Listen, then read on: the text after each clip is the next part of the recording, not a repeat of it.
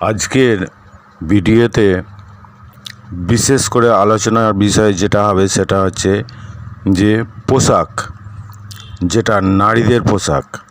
আগের দিনে যে ভিডিওটা বানিয়েছিলাম সেটা পুরুষের পোশাক, নারীদেরও ছিল তার মধ্যে। আর আজকেটা শুধুমাত্র বিশেষ করে নারীদের ক্ষেত্রে। নারীদের যে সমস্ত পোশাকগুলো রয়েছে সেগুলো হচ্ছে বোরখা, হিজাব, নাকাব, এই ধরনের পোশাক।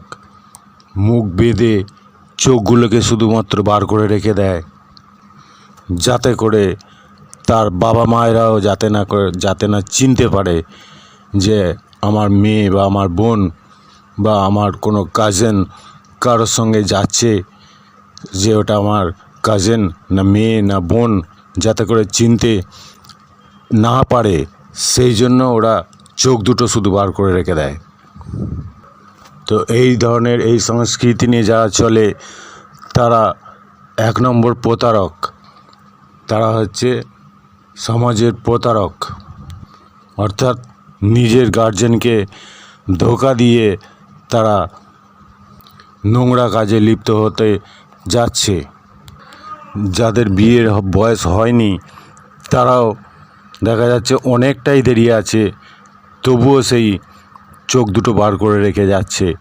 তার মানে কি, যে ছেলেরা দেখবে যে এটা একদমই ভালো, মানে সবথেকে ভালো চরিত্রের মেয়ে, এটাকে আগে থেকে ধরে রেখে দিই, নাহলে ভালো মেয়ে পাওয়া খুব মুশকিল হয়ে যাবে।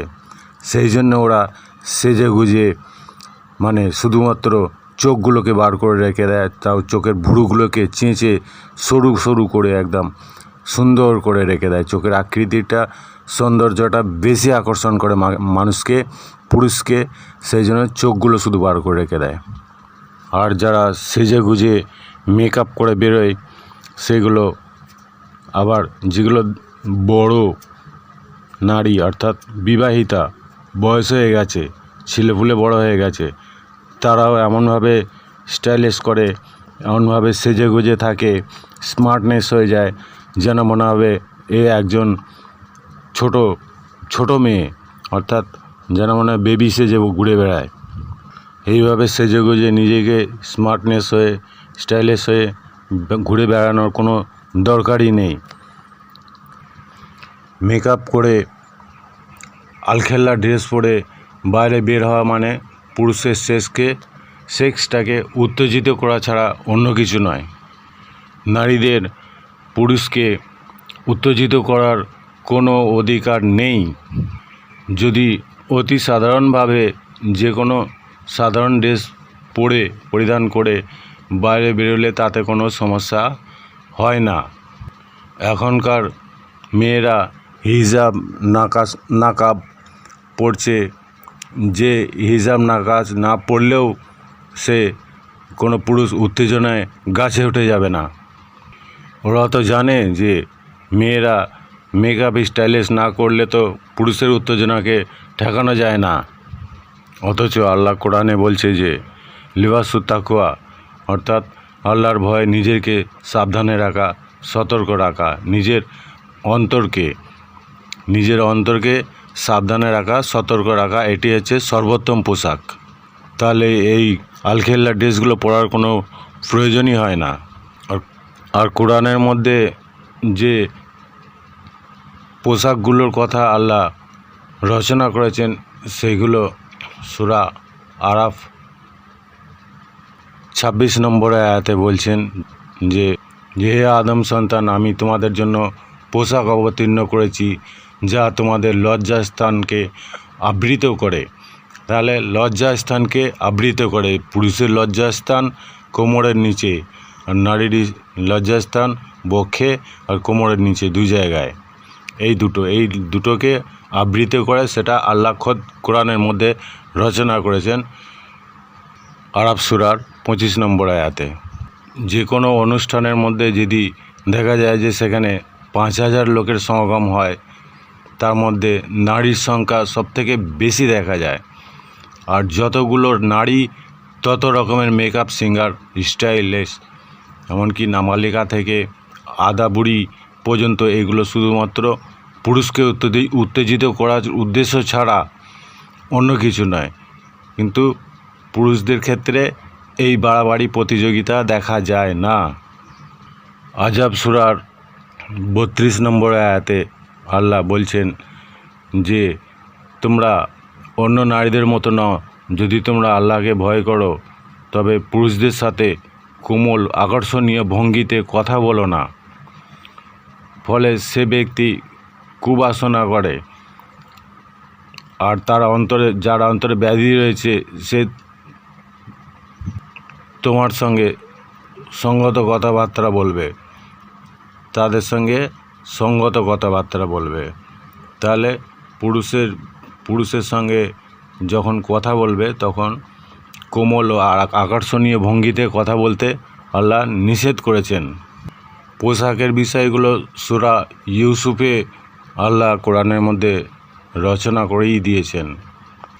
সূরা ইউসুফ 26, 27, 28 নম্বরে ওখানে জামার কথা লেখা আছে, কিন্তু তা বলে এই জুব্বা, বোরখা, হিজাব, নাকাব এগুলো লেখা নেই।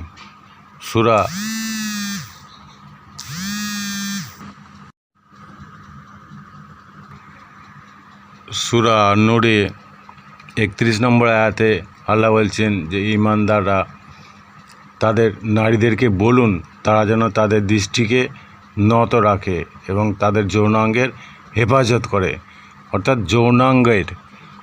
যৌনের যে অঙ্গগুলো সেইগুলোকে হেফাজত করতে বলছে আল্লাহ। আর তারা যেন যা সাধারণত প্রকাশমান তাছাড়াও তাদের সৌন্দর্য প্রদর্শন না করে, তারা যেন তাদের মাথার ওড়না বা বক্ষদেশে ফেলে রাখে, একটা সামান্য টুকরো কাপড় ফেলে রাখে বক্ষদেশে। এটা সামান্য টুকরো কাপড়ের কথা বলা হয়েছে। এটা কাকে? নবী পত্নীদের এখানে বলা হয়েছে। আগেরটাও তাই, সেটা নবী পত্নী বা নবীদের কন্যা দেখারে বলা হয়েছে। সূরা নূরের 30 নম্বর আয়াতে বলছে যে তারা যেন তাদের দৃষ্টি নত রাখে এবং তাদের যৌনাঙ্গের হেফাজত করে, এতে তাদের জন্য খুব পবিত্রতা আছে। নিশ্চয়ই তারা যা করে আল্লাহ তা অব্যাহত আছেন। আজাব সূরার 59 নম্বর আয়াতে আল্লাহ বলছেন যে আপনার পত্নীগণকে অর্থাৎ স্ত্রীদেরকে বলুন তারা যেন তাদের চাদরের ক্রিয়াদাংশ অর্থাৎ সামান্য অংশ নিজেদের বুকের ওপর টেনে নেয়, এতে তাদেরকে চেনা সহজ হবে। মুখের ওপর সামান্য অংশ টেনে নেয়, কিন্তু বেশি নেয়, বড় নয়, ক্রিয়াদাংশ লেগে আছে, অল্প সামান্য যেন মুখের ওপর টেনে রাখে, তাহলে তাদের ঘরে চেনা যাবে যে এগুলো নবীদের স্ত্রী বা নবীদের মেয়ে। কিন্তু এখনকার মেয়েরা, স্ত্রীরা তো সবাই নবীর স্ত্রী, নবীর পত্নী সেজে ঘুরে বেড়াচ্ছে। এগুলো ঢং ছাড়া কিছু নয়। সূরা আরাফে 26 নম্বর আয়াতে আল্লাহ বলছে, হে বানি আদম, আমি তোমাদের পোশাক অবতীর্ণ করেছি যা তোমাদের লজ্জাস্থান আবৃত করে, এবং অবতীর্ণ করছি সাজসজ্জার বস্ত্র যা পরহেজগারী পোশাক, এটি সর্বোত্তম। তাহলে সর্বোত্তম পোশাক হচ্ছে পরহেজগারী পোশাক।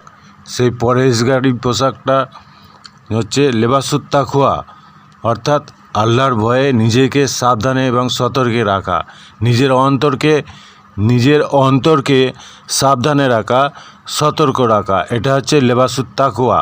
তা বলে জুব্বা, হিজাব, বোরখা আপাত মস্তক পর্যন্ত ঢেকে রাখা এরকম কোরআনের মধ্যে কোথাও লেখা নেই।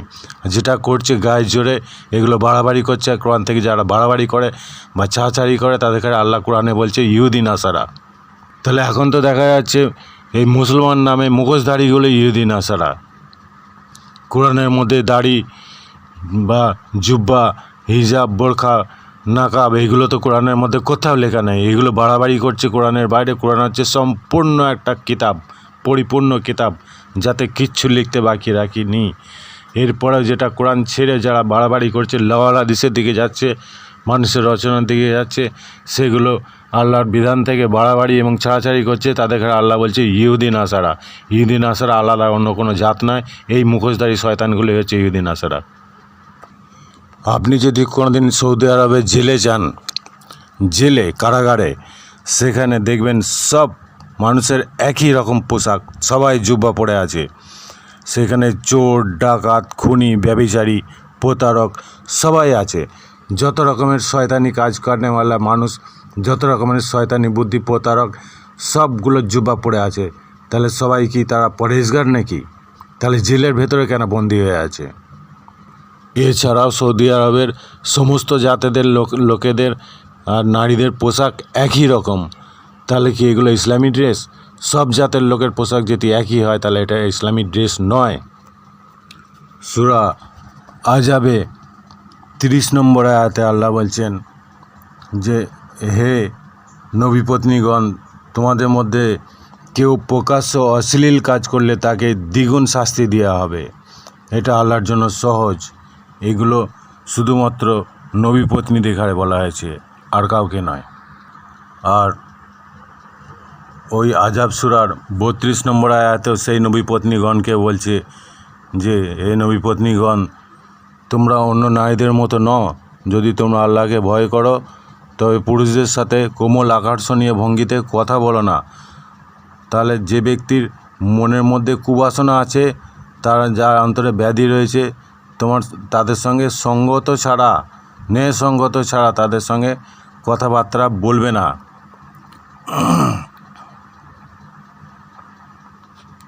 সূরা আরাফেও 26 নম্বর আয়াতেও আল্লাহ বলছে যে, তোমাদের পোশাক অবতীর্ণ করেছি লজ্জাস্থান আবৃতও করে। যেটা লজ্জাস্থান, যেটা হচ্ছে কোমরের নিচে বা স্ত্রী নারীদের বক্ষের উপরে অবতীর্ণ করেছি সাজসজ্জা বস্ত্র, কিন্তু সর্বোত্তম পোশাক হচ্ছে পরহেজগারি। আল্লাহর যে পরহেজগারি পোশাক, লেবাসুত তাকওয়া, সেটা আল্লাহকে ভয় করে নিজের অন্তরকে সাবধানে রাখা, সতর্কে রাখা। এটা হচ্ছে আল্লাহ বলছে এটাই সর্বোত্তম পোশাক। তা বলে এই হিজাব, নাকাব, বোরখা এইগুলো নয়, টাকলোর ওপরে প্যান্ট পরা এগুলো নয়, বা লুঙ্গি পরা এগুলো নয়। এগুলো পরহেজগারি পোশাক নয়। আল্লাহ সমস্ত জীবের, সমস্ত প্রাণীর মধ্যে যে সেক্স, যেটাকে বলা হয় যৌন, এই যৌন ক্ষমতা, সেক্স পাওয়ার যেটা তৈরি করেছে, সেটা কী কারণের জন্য তৈরি করেছে সেটা জানার বিষয় আছে। এটা অন্য কিছু নয়, এটা হচ্ছে একটা জীবন থেকে জীবনের প্রবাহ, প্রাণ থেকে প্রাণের প্রদীপ জ্বালানোর প্রক্রিয়া।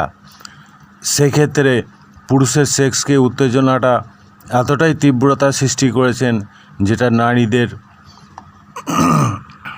সেজে গুজে স্টাইলিশ করে যে ঘুরে বেড়ায়, এই সেজে গুজে ঘুরে বেড়ানোর মানে হচ্ছে পুরুষকে সেক্সকে আহ্বান করা, অর্থাৎ ডাকা। জন্তুদের ক্ষেত্রেও, ছাগল গরুর ক্ষেত্রেও যখন বাচ্চা নেওয়ার টাইম আসে, সেক্স উত্তেজিত হয়, তখনও ওরা চিল্লে ডাকে। তখন তাদের পুরুষ যে ছাগল বা গরু, ষাঁড় কিংবা পাঁঠা, তাকে জোগাড় করে দিতে হয়। আর নারীদের ক্ষেত্রেও সেটা একই রকম। তাদের সেক্স উত্তেজিত হলে তারা মেকআপ করে সেজে গুজে ঘুরে বেড়ায়, অর্থাৎ পুরুষকে ইঙ্গিত দিয়ে আকর্ষণ করে ডাকে। তাহলে পুরুষের যে এই উত্তেজিত স্বভাবটা তৈরি করেছে, একটা জীবন থেকে জীবনের যে প্রবাহ, প্রাণ থেকে প্রাণের যে প্রদীপ জ্বালানো, সেইগুলো তাদের উত্তেজিত করার কোনো প্রয়োজন নেই। বিনা কারণে উত্তেজিত যেটা করে, সেটা অতিরিক্ত বাড়াবাড়ি করে। বয়স্করা সেজে গুজে একদম নাবালিকার রূপ ধারণ করে। আর যারা বয়স হয়ে গেছে, বিয়ে হয়ে ছেলেপুলে বড় হয়ে গেছে, তারাও সেজে গুজে একদম যেন মনে হয় একদম বাচ্চা মেয়ে সেজে ঘুরে বেড়াচ্ছে। এটা করার কি দরকার? তার তো ঘরের স্বামী আছে। তারপরে এইগুলো করা মানে এইগুলো বাড়াবাড়ি করছে। আর তারা যে ছোট মেয়েদের ঘাড়ে যে সাজিয়ে নিয়ে যায়, এমনভাবে সাজিয়ে নিয়ে যায় যেন বড় কোনো একটা টাউন এলাকার নববধূ আকৃতিতে প্রদর্শন করতে থাকে। আর যেন একটা টাউন সিটি এলাকার বড়, যেমন হচ্ছে কলকাতা বোম্বে দিল্লি নববধূরা যেভাবে সেজেগুজে স্টাইল করে সেরকম বাচ্চাগুলোকেও ট্রেনিং দিতে থাকে। নিজেরা তো জাহান্নামে যাচ্ছি, এদেরকেও নিয়ে যাচ্ছে ওইভাবে। প্রথম থেকে এদের প্র্যাকটিস করে এদের সূচনাটাকে বাড়িয়ে দিয়ে উত্তেজিত করে এরা ঘুরিয়ে মানে পুরুষদের প্রদর্শন করিয়ে নিয়ে যায়। এগুলো পুরুষকে উত্তেজিত করা শিক্ষা দেয়। এগুলো হচ্ছে ওদের গার্জেনদের, এদের মায়েদের, এদের যে গার্জেন আছে আর আন্টি যারা আছে তারা এগুলোকে উত্তেজিত করে যাতে করে বরবাদ হয়ে যাক। আর ছেলেরা তাতে করে দোষ হয় কি, ছেলেরা বরবাদ হয়ে যাচ্ছে। সেখানে সেজেগুজে যদি এতটাই শখ থাকে, সে তার বাপ ভাই বা কোনো শক্ত গার্জেনের সঙ্গে যাক না কেন, কিন্তু সে সঙ্গে না গিয়ে যদি কারোর সখী সাহেলি সঙ্গী সাথীদের সঙ্গে সহেদের সঙ্গে যদি যায়, সেটা পুরুষকে উত্তেজিত করা ছাড়া আর কিছু নয়। আর কারোর স্বামীর যদি শখ থাকে, সে শখ করে তার নিজের স্ত্রীকে সাজিয়ে গুছিয়ে যে আমার স্ত্রী, এটা আমার স্ত্রী, আমি শখ করে সাজিয়ে নিয়ে যাচ্ছি, সে তার স্বামীর সঙ্গে যেতে পারে। কিন্তু একাকী বা সঙ্গী সাহেলি সাথীদের সঙ্গে বেরোনোর কোনো অধিকার নেই। অথচ ওই বইয়েরাই দেখা যাচ্ছে ঘরের পুরুষের কাছে, পুরুষের সেক্ষেত্রে এমন একটা আচরণ, ক্রুদ্ধ আচরণ করে যেমন মনে হয় যেন একটা ক্ষেপণাস্ত্রের মুখ দিয়ে ধাঁই ধাঁই করে গুলি বারুদ নিক্ষেপ করে, যেন ক্ষেপণাস্ত্র মিসাইল, যে সে মিসাইলের মুখ দিয়ে যেন বারুদের আগুন বেরোচ্ছে, যেন মনে হয় স্বামীর সঙ্গে যখন কথাবার্তা বলবে বইয়েরা, তখন মনে হবে যেন ক্ষেপণাস্ত্র দিয়ে গোলা বারুদ নিক্ষেপ হচ্ছে। আর যখন কোনো পরপুরুষের সঙ্গে কথা বলে, পরপুরুষের সাথে মিশে এত সুন্দর মিষ্টি হাসিতে কথা বলে, এত সুন্দর কোমল কণ্ঠে কথা বলে, যেটা সে নিজের স্বামী সোহাগরাতেও কোনোদিন পায়নি। আর তার স্বামী যদি এই অভিযোগের কথা বাইরের কাউকে বলার চেষ্টা করে, সে তখন মহা বিপদে পড়ে যাবে। যে এত সুন্দর মিষ্টি হাসি, মিষ্টি কথা, একে মিথ্যক সাব্যস্ত করে। তারা তখন দুর্বলতার সুযোগ নিয়ে অবৈধ সম্পর্ক করার সুযোগ নেবে। তারা তখন এই স্বামীর দুর্বলতার সুযোগ নিয়ে অবৈধ সম্পর্ক করার সুযোগ নেবে। এটাই প্রচলিত রীতি। অতএব নিজে সতর্ক থাকুন আর পরিবারদেরকে সতর্ক রাখার চেষ্টা করুন। পরিবার পরিজনকে নামাজ শিক্ষা দিন, কোরআন জ্ঞান শিক্ষা দিন, আর দিতে থাকুন। এই মেকআপ করে সেজেগুজে মানে পরপুরুষকে নাচানো বা পরপুরুষের শেষকে উত্তেজিত করা, এগুলো হচ্ছে নারী জাতের প্রবঞ্চনা। এর দ্বারা এরা পুরুষদেরকে মহাবিপদের মুখে সম্মুখীন করতে সক্ষম হয়। মহাবিপদের মুখে তাদেরকে মারধর, অপমানের ঢেউয়ে ভাসিয়ে দেয়, এমনকি মৃত্যুদণ্ড পর্যন্ত ঘটাতে সক্ষম হয়। তাহলে কোথায় রইল পরহেজগারি পোশাক? আল্লাহর ভয়ে নিজের অন্তরকে সতর্ক রাখা এই পরহেজগারি পোশাক যেটা আল্লাহ কোরআনে দিয়েছে, সেটা কোথায় রইল? নিজে তো ঢেউয়ে ভেসে গেল বদনামের, আর পরপুরুষকে ঢেউয়ে ভাসিয়ে দিল, এমনকি তাকে ফাঁসি থেকে, মারধর থেকে মৃত্যুদণ্ড পিটিয়ে মেরে দেয়, এরকমও দেখা যায়। পরহেজগারি পোশাক যেটা আল্লাহর ভয়ে নিজেকে সতর্ক রাখা, সেটা উভয়ের জন্য, নারী পুরুষ দুজনকার জন্যই সমান। এই মুখ দিয়ে যে ধাঁই ধাঁই করে ক্ষেপণাস্ত্রের গোলাবারুদ বার করা নারীগুলো, এরা, অথচ এরা যদি ওই স্বামীর অত্যাচারে, ওই স্বামী যদি স্ত্রীর অত্যাচারের জ্বলনে 2 মাসের জন্য ঘরবাড়ি ছেড়ে নিরুদ্দেশ হয়ে যায়, তাহলে সে যখন বাড়ি ফিরে দেখবে যে সে তখন শোকে কাতর হয়ে পরকাল গমন করে ফেলেছে, পরকালে গমন করে বসে আছে। তাহলে এই মুখে ভর দিয়ে এত তেজ কিসের জন্য? স্বামীদেরকে তুলোধনা করা, মুখে ভর দিয়ে যারা হু করে উপর দিকে উঠে যায়, এগুলো হচ্ছে খারাপ কথা। এগুলো কোরআনেও আল্লাহ সূরা আল মুলকের 22 নম্বর আয়াতে বলছে যে মানুষ একদম হুমড়ে, মানে একদম সব কিছু হুমড়ে পড়ে, ছেড়ে দিয়ে হুমড়ে পড়ে মুখের ওপর ভর দিয়ে চলে, সে কি ওই অধিক সৎপথে প্রাপ্ত সৎপথে চলে? না, সে লোক সে সোজা হয়ে বা সরল সঠিক পথে চলে। সে কি সরল সঠিক পথে চলে? না, সে কখনোই নয়। এটা সূরা মুলকের 22 নম্বর আয়াতে যে মুখে ভর দিয়ে হু হু করে বারুদের মতো ওপর দিকে উঠে যাওয়া স্বামীর ক্ষেত্রে ক্ষেপণাস্ত্র নিক্ষেপ করা, এগুলো নিষেধ করে দিয়েছে আল্লাহ কোরআনের মধ্যে। আরও এক জায়গায় বলছে সূরা আল ইসরা অর্থাৎ বনি ইসরাইলের 97 নম্বর আয়াতে, তো যারা এই মুখে ভর দিয়ে চলে তাদেরকে আমি কিয়ামতের দিন তাদের সমবেত করব, তাদের মুখে ভর দিয়ে চলা অবস্থায়, অন্ধ অবস্থায়, মূক অবস্থায় অর্থাৎ বোবা অবস্থায়, বধির অবস্থায়, কালা অর্থাৎ কানে শুনতে না পাওয়া অবস্থায়। আর তাদের আবার স্থল হবে অর্থাৎ থাকার জায়গা হবে জাহান্নাম। আর যখনই নির্বাপিত হওয়ার উপক্রম হবে আমি তখনই তাদের জন্য অগ্নি আরও বৃদ্ধি করব। আর যখনই তারা রেহাই চাইতে চাইবে তখন আল্লাহ বলছে আমি তাদের জাহান্নামের আগুনকে আরও বৃদ্ধি করে দেব।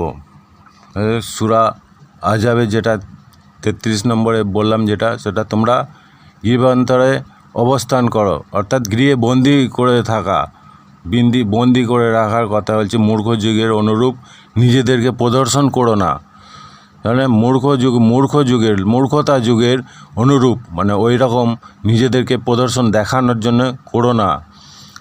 নামাজ কায়েম করো, জাকাত প্রদান করবে, আল্লাহ ও রসুলের অনুগত্য করবে।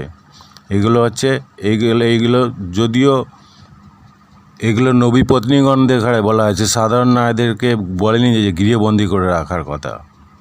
আর সাধারণ নারীরা যেটা করে এগুলো খুবই বাড়াবাড়ি। যদিও নারীরা অসহায় পরাধীন, তাই বলে এতটা বাড়াবাড়ি করাটা ঠিক নয়।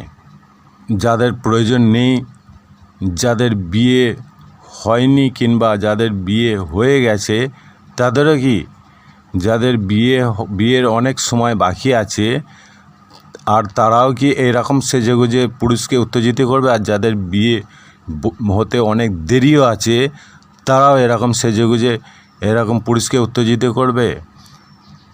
হ্যাঁ, যদি তার স্বামীর শখ হয়, শখ করে নিয়ে যায়, সেক্ষেত্রে আলাদা। কিন্তু নিজের ইচ্ছায় সঙ্গী সাথী সাহেলিদের সঙ্গে সেজেগুজে বেরোনোটা এগুলো একদমই পুরুষকে উত্তেজিত করা ছাড়া আর কিছু নয়। এগুলো হচ্ছে ইবলিসের পদাঙ্ক অনুসরণ করা ছাড়া আর কিছু না। ইবলিসের পদাঙ্কটা সেটা কিভাবে? সূরা আরাফের আমি বলছি আরও আয়াত আছে, সূরা আরাফের 7 নম্বর আয়াতে 16 থেকে 17 নম্বর আয়াতে বলছে যে তারপর ইবলিস বলল, তুমি যাদের উপলক্ষ করে আমাকে চরম শাস্তি দিলে তাদের সকলকে এবং সকলের সরল পথ থেকে বিচ্যুত করার জন্য আমি ওঁত পেতে থাকব। এ আমার প্রতিজ্ঞা। সামনে পিছনে ডানে বামে অর্থাৎ সম্ভাব্য সকল দিক দিয়ে এবং সকল উপায়ে আমি তাদেরকে বিভ্রান্ত করবই এবং তুমি তাদের অধিকাংশকে অকৃতজ্ঞ হিসাবে পাবে। মানে অধিকাংশকেই মানে বেশিরভাগ লোকই অকৃতজ্ঞ হিসাবে পাবে। আবার সূরা হিজাবে 15 নম্বর আয়াত, সূরা হিজার 39 থেকে 40 মধ্যে বলছে, এরপর ইবলিস বলল, হে আমার প্রতিপালক, তুমি যেহেতু আমার সমস্ত অর্জন ধূলিসাৎ করে দিয়েছ, আমিও পৃথিবীতে মানুষের কাছে আকর্ষণীয় করে তাদের পথভ্রষ্ট করবই।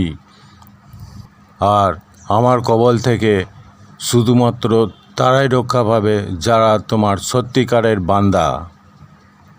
আরও একটা সূরা আছে 17 নম্বর সূরা বনি ইসরাইল আল ইসরা 62 নম্বর আয়াতে বলছে যে ইবলিস বলেছিল, তুমি যাকে আমার মর্যাদায় দিয়েছ, বলছে যে তুমি যাকে আমার ওপর মর্যাদায় দিয়েছে মানে আমার ওপরে ইবলিসের ওপরে যে আদমকে মর্যাদায় দিয়েছে বা আদম সন্তানকে দিয়েছ, তুমি তাদেরকে শুধুমাত্র কিয়ামত পর্যন্ত সুযোগ দাও। তুমি আমাকে শুধুমাত্র কিয়ামত পর্যন্ত সুযোগ দাও। তুমি আমাকে কিয়ামতের শেষ সময় পর্যন্ত সুযোগ দাও। আমি কয়েকজন বান্দা ছাড়া ওর বংশধরদের আমার অন্ধ অনুসারীতে রূপান্তরিত করবই। আল্লাহ বললেন, ঠিক আছে, যাও। তার মধ্যে যারা তোমার অনুসরণ করবে, অর্থাৎ ইবলিসের অনুসরণ করবে, আর তোমাদের সবার জন্যই জাহান্নামে পূর্ণমাত্রার প্রতিফল, অর্থাৎ যারা অনুসরণ করবে ইবলিসের, তাদের হচ্ছে সবার জন্য জাহান্নামের পূর্ণমাত্রার প্রতিফল। সূরা সাদ 38 নম্বর সূরার 82 থেকে 83 মধ্যে বলছে যে এরপর ইবলিস বলল, তোমার সর্বনাশের ক্ষমতার, তোমার আল্লাহর সর্বময় ক্ষমতার শপথ কসম খেয়ে বলছে যে তোমার বিশুদ্ধ চিত্ত বান্দা ছাড়া ওদের সবার আমি সর্বনাশ করবই। বিশুদ্ধ শব্দের অর্থ হচ্ছে যে একদম স্বচ্ছ, আর চিত্ত মানে হচ্ছে কলব। স্বচ্ছ কলবের বান্দা ছাড়া, কলব যেটাকে বলছে হৃদয়, সেই স্বচ্ছ হৃদয়ের বান্দা ছাড়া সকলকেই আমি সর্বনাশ করবই। এটা সূরা সাদে 38 নম্বর সূরার 82 থেকে 83 নম্বরে। তাহলে এই মুখোশ ঢাকা যে শয়তানগুলো ঘুরে বেড়াচ্ছে, এরা নিজেকে পरहेजगारी ভাবছে। आपने आपको परहेजगारी समझ कर रखा है, यानी शादी के बाद मैं भी कोई परहेजगार की बीवी बन कर रहूँगा। फिर थोड़ी दिन के बाद उसके दिल में मिसाइल का गोला छोड़ते रहूँगा और बाहर वालों के साथ इतनी मीठी सूट से बात करेंगे कि वो लोग मेरा बात सुनकर तज्जुब हो जाएंगे, यानी मैं पत्थर से पिघला देंगे उन लोग को। इसका मतलब ये है कि अगर मेरा आदमी किसी के पास झगड़े की फैसला लेकर जाएंगे तो उनको भून डालेंगा, और मैं वही के वही दूल्हा तुलसी के पत्ते बनकर रह जाएंगे। ये है नारी जात का हैसियत। ये सिर्फ दुनिया के बंदों के लिए, मगर अल्लाह के पास ये कभी मंजूर नहीं होगा। আমি আমার বক্তব্য এখানেই শেষ করতে চলেছি। যদি কারো খারাপ লাগে তাহলে কৃপা করে দয়া করে আমাকে মার্জনা করবেন, কারণ এটাই হচ্ছে প্রচলিত নিয়ম, যেটা হচ্ছে লাওয়াল হাদিসের শিক্ষা দীক্ষায় দীক্ষিত, আর সেটা কি সবাই মেনে চলেছে, আর সবাই জাহান্নামে যাওয়ার আয়োজন করছে। অতএব সবাই পুরুষ স্ত্রী সকলে সাবধান থাকুন। আমি সতর্ক বার্তা এই উদ্দেশ্যে পৌঁছাচ্ছি যাতে করে অনন্তকাল জান্নাতে থাকতে পারে আর নিজেকে খুঁজে পায়। मैं अपना वीडियो यहीं समाप्त करने चला जा रहा हूँ। खुदा हाफिज़।